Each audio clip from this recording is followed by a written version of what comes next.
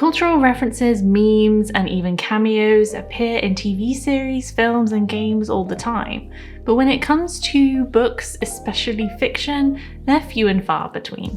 But there's a certain something about spotting these cultural references in whatever medium that you're consuming at the time that gives you a certain thrill. Love cultural references or hate them, but Tamsyn Muir's Gideon the Ninth is full of them. You may think that such cultural references would be kind of odd or misplaced or just plain wrong in a gothic horror, sci-fi, mystery-ish book about necromancers in space. Well, you would be wrong. Gideon the Ninth is perfection in book form. It's funny, weird, unexpected, charming, outrageous, and so much fun to read. Totally objectively, of course.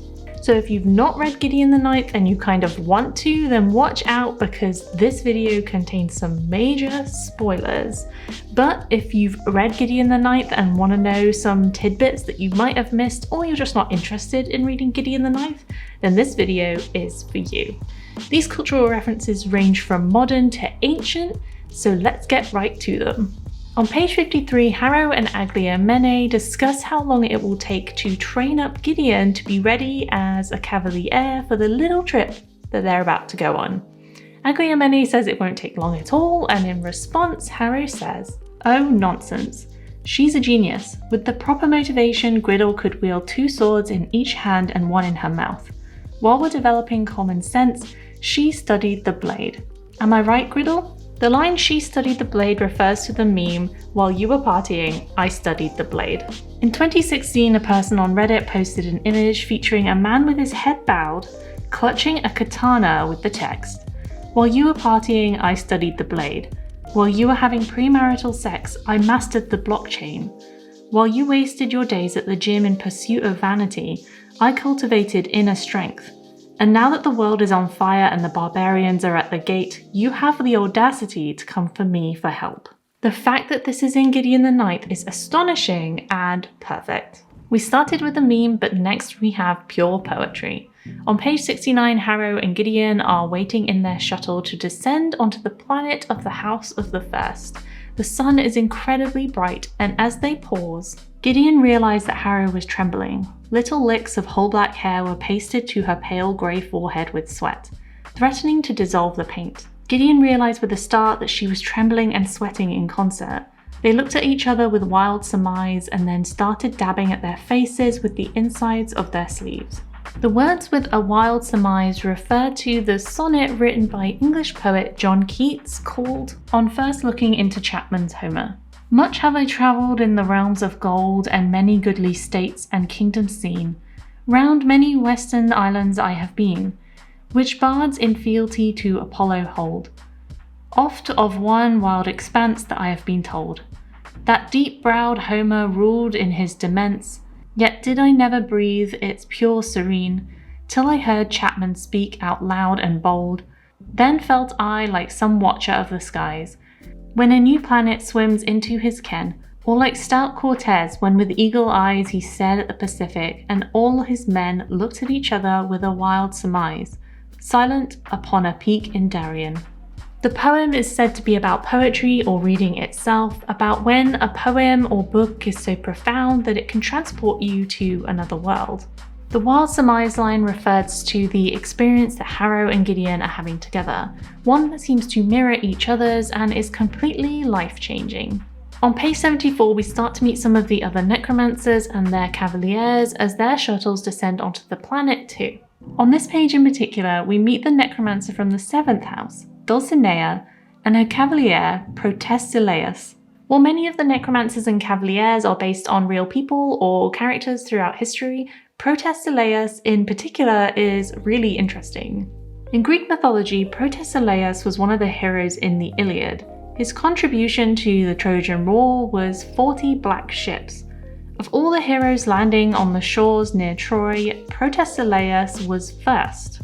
An oracle had prophesied that the first Greek to walk on the land after stepping off a ship in the Trojan War would be the first to die.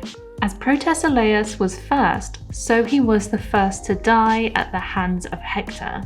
This name reference is incredibly important because, as we find out later in the book, Protesilaus was actually already dead before he stepped foot on the planet, making him the first to die. If you know Greek mythology, that would have been a major clue, and it tickled my Greek mythology funny bone. On page 94, we start to meet the rest of the houses as Gideon starts to sit down to eat some food. At this point, Magnus Quinn, Cavalier of the 5th house, turns up and introduces himself to her. At this point though, the Cavalier and the Necromancer of the 4th house are in the background making a hell of a lot of noise. And Magnus Quinn says, "Do forgive us. We're a bit short on black priests in the 4th and 5th, and my valiant 4th companions are, a bit overcome."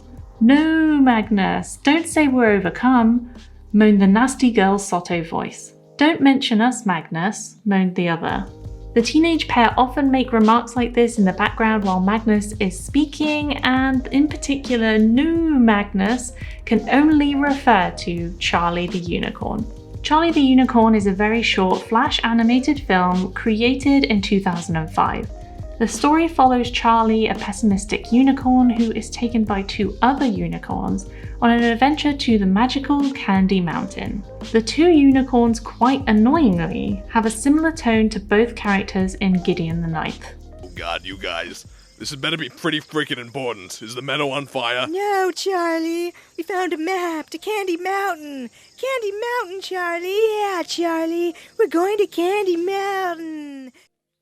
On page 97, Gideon starts exploring Cannon House after being abandoned by Harrow, and behind a tapestry and down a corridor she finds a really quite impressive looking door. There was no handle, no knocker, no knob, just a dark keyhole, for teeth that would have been as long as Gideon's thumb. She peered through the keyhole and saw jack shit. Suffice to say, all pushing, gripping, finger inserting and pressing was in vain. It was locked as damn. Curious, thought Gideon.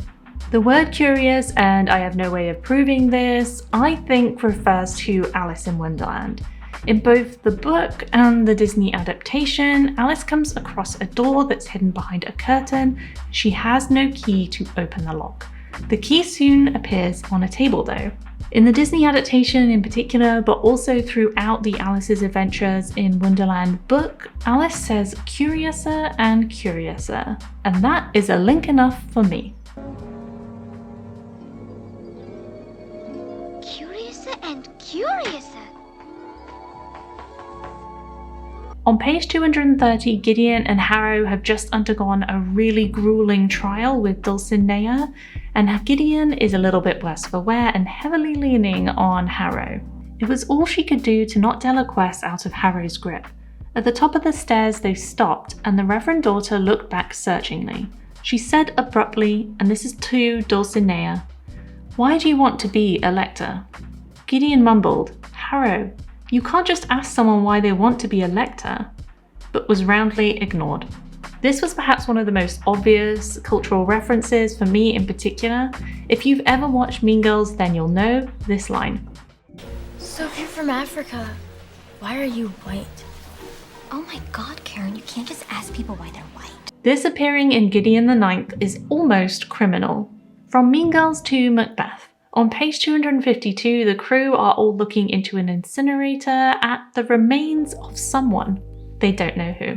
In typical Naberius fashion, he's not taking it all too seriously and is rebuked by Corona for it. In response, Naberius says, "Who's discounting? I'm not discounting, I'm just saying there's no point. No need for all this 4th house sound and fury. Anyone goes missing, we assume they're having a nap in the incinerator." Sound and fury refers to the speech by Macbeth in Shakespeare's play Macbeth. Life's but a walking shadow, a poor player that struts and frets his hour upon the stage, and then is heard no more. It is a tale told by an idiot, full of sound and fury, signifying nothing. Naberius is saying here that what's the point in making such a big fuss over it all because you can't do anything about it anyway? There's no point in expending all this energy on something you can't change. What a jackass. On page 412, the action really starts to get going, and Gideon, along with Harrow and Camilla, are fighting Cytherea and the gigantic monstrous construct. It's at this point that Harrow decides that she's going to help Gideon out and fight together, and as Gideon is fighting, half a dozen tendrils came after her. They would have given her an interesting array of new air holes for speed, but a skeleton staggered out of the darkness and took most of the blows. Jawbone crushed into powder as a tendril lashed open its skull. The line containing air holes for speed is in fact a Simpsons reference. In season 6 episode 15 called Homie the Clown and first aired in 1995, Krusty's gambling debts land him in deep trouble with the Springfield Mafia. To make money, he opened a training college for clowns and Homer enrolls. Homer starts taking on jobs that Krusty deems beneath him and discovers the benefits of impersonating the famous clown, namely discounts and free stuff. While trying this on at a car dealer, he's mistaken for Krusty by the Mafia and is shot at. This is where the line, speed holes, comes from. I can't give you the car, Krusty, but I can let you have this little number for practically nothing. Only 38,000. Hey, what are all these holes? These are speed holes to make the car go faster. Oh yeah, speed holes. Yet again another ridiculous but genius reference by Tamsyn Muir. As you can see, Tamsyn Muir is an absolute pro at adding in these references throughout her books. In fact, Gideon the Ninth has a certain amount of references, but Harrow the Ninth has even more. But if I've missed any, please leave any in the comments or jump on Reddit and see what you can find yourself. I appreciate you, and I will see you next time. We meet Dulcinea,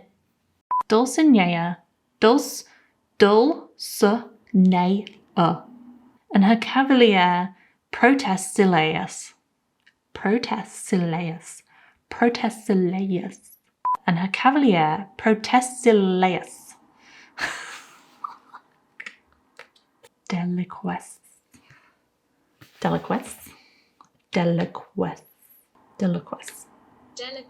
Yeah, Deliquesce.